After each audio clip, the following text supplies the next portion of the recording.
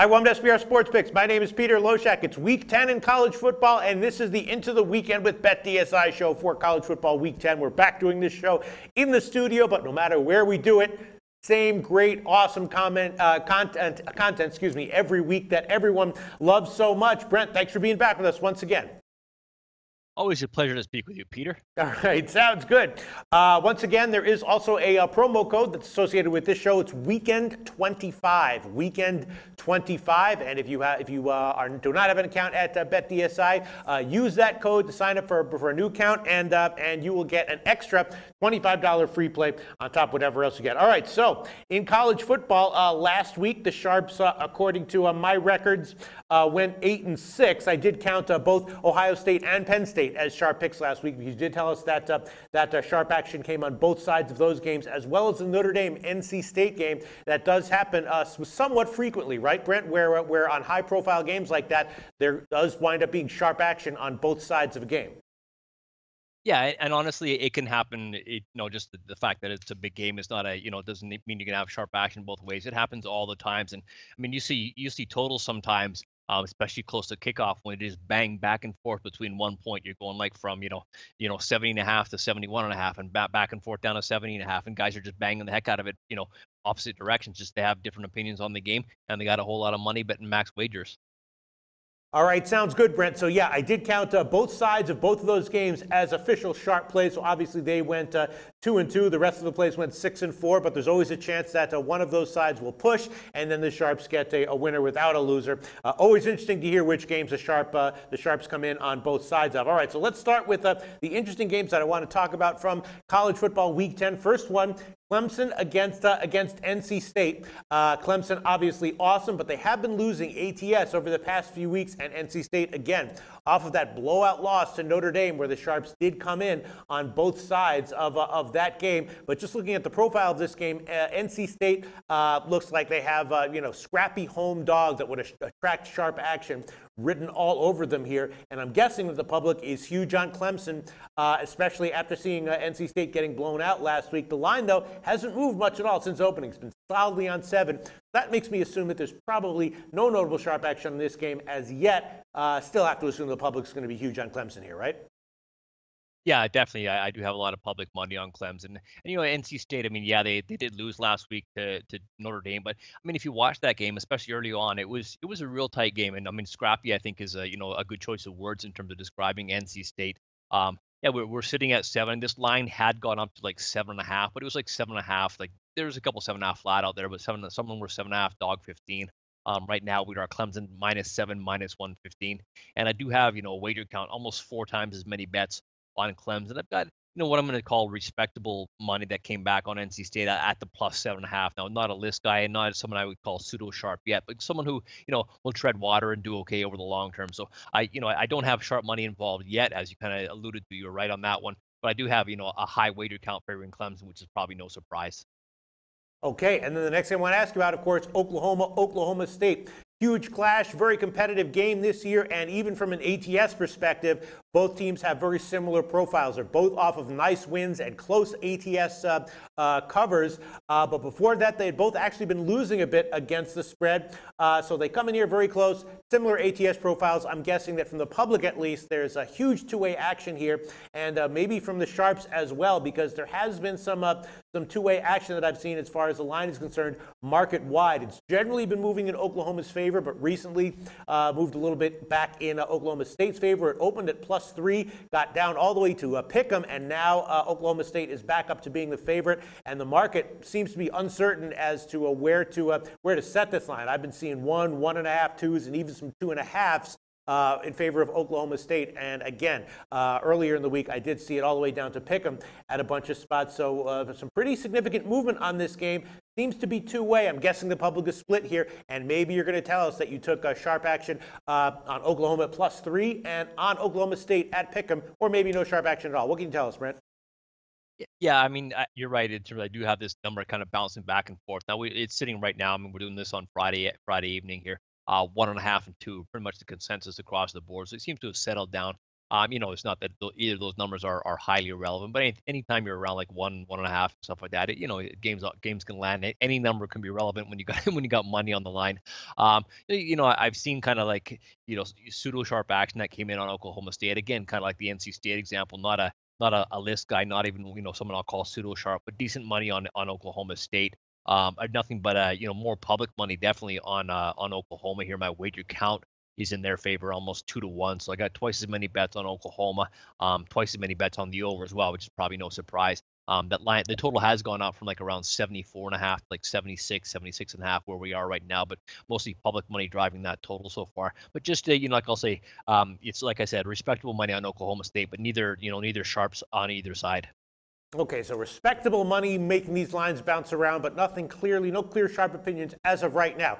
Possible by kickoff we may see a sharp opinion on one side or the other on this game. Is that right? Would you say that's accurate? That it's possible that between now and kickoff we might see a strong sharp opinion on this game, or if there was sharp money that wanted in on this game, they would have already bitten.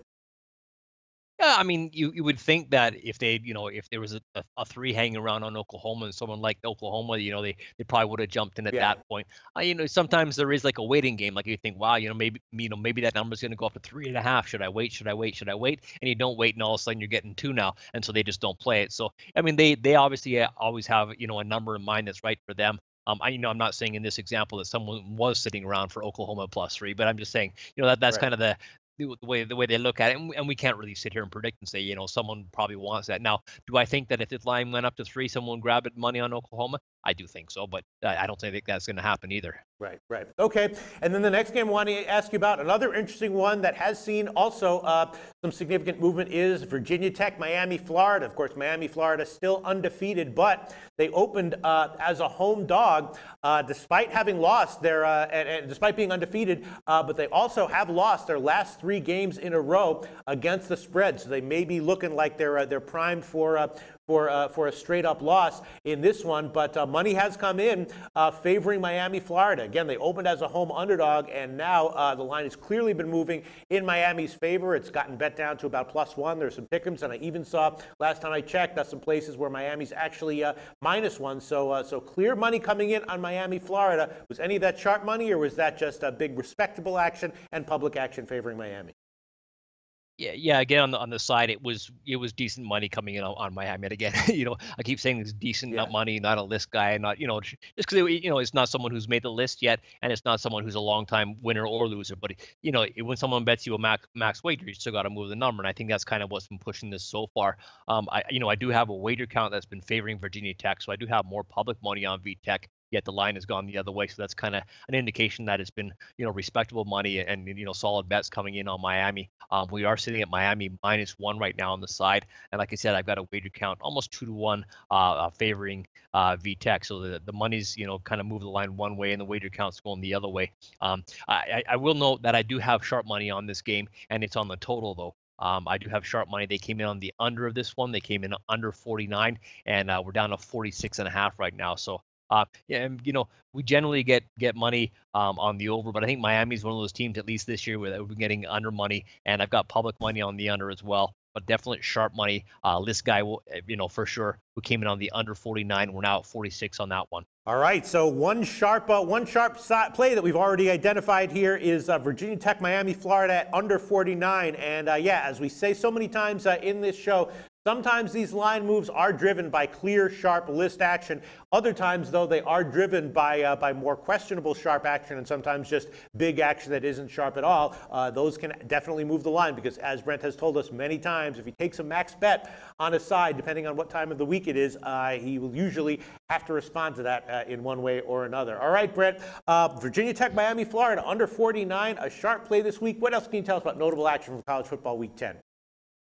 Yeah, just to expand on what you said there, Priya. I mean, the thing is, you never know where a sharp guy's coming in. So if you got kind of like a respectable money that's coming in, one side or the other, you have to move your number just because you're generally taking a max bet at a certain number, and you just don't know if a sharp's going to come on the same side or go the other way. I mean, you just don't know. Maybe they won't play it off. So even these games, I mean, if you look at a college football schedule where you've got let's just say 70 college football games, sharps are not going to be involved on every single game. So there's probably, half or even 60% of the games where you're moving based on the public action, as well, not just the sharp action. So obviously we like to, take that sharp information into account when we're running our numbers. And when we're not, we're basically, working with the board and moving based on our own action.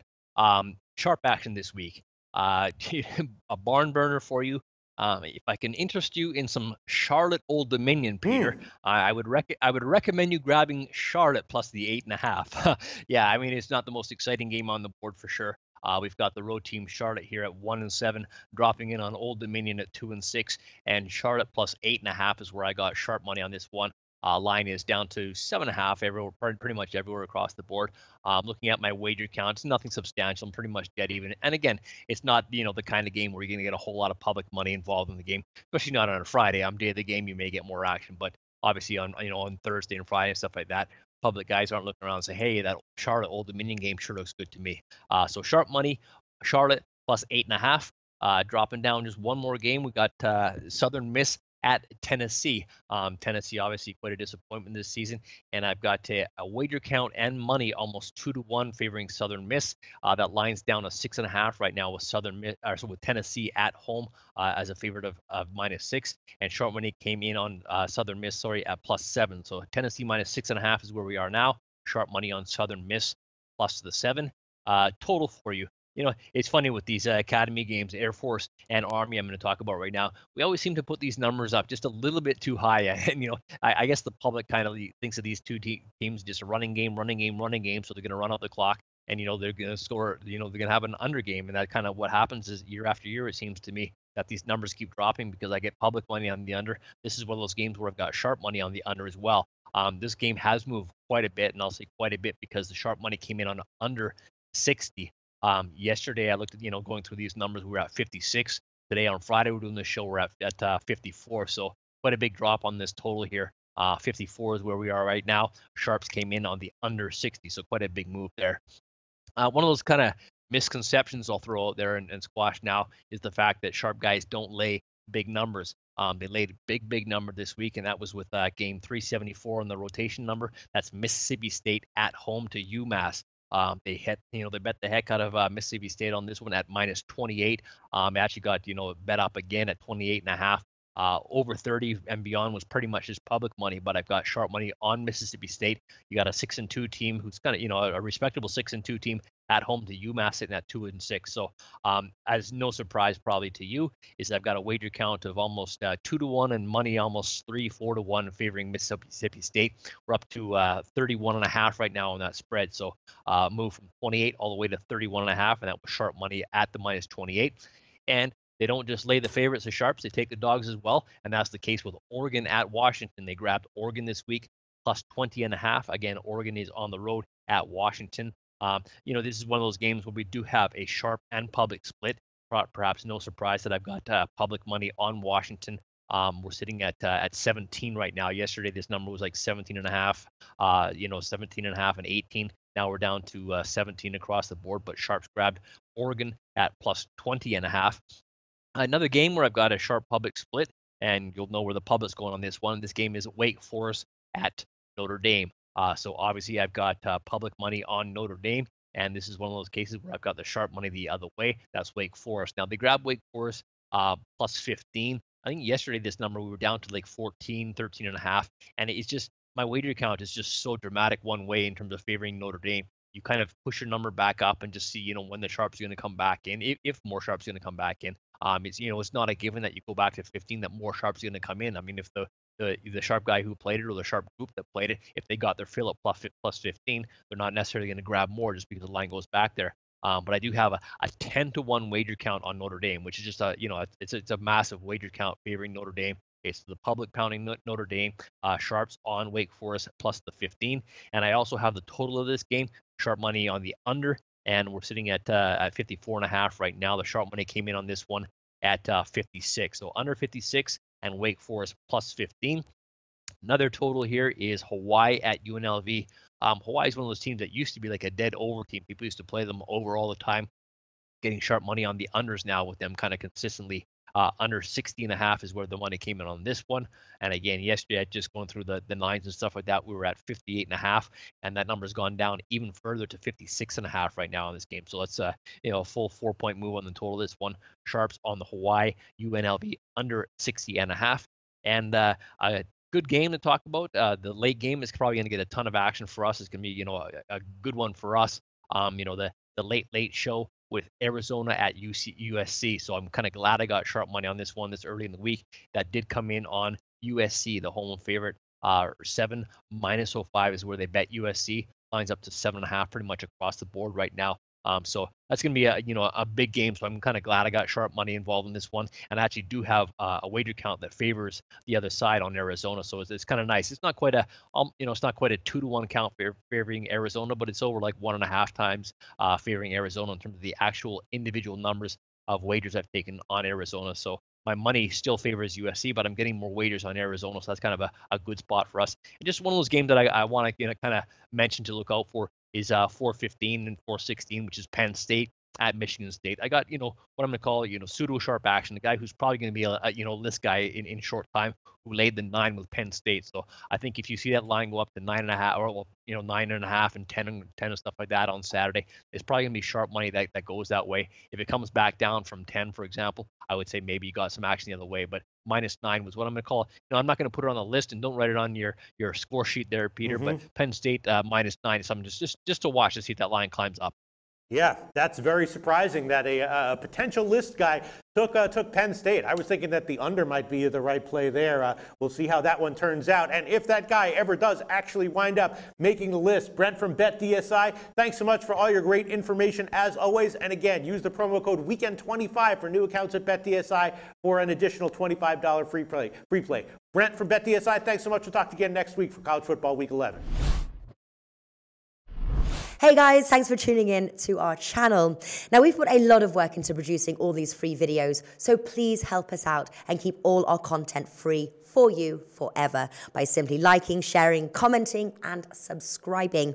Now, not to mention, a visit to our industry-leading website will warm the hearts of all our SBR employees, especially myself. Now, the links are over there to the left, so do check those out. Thanks for watching.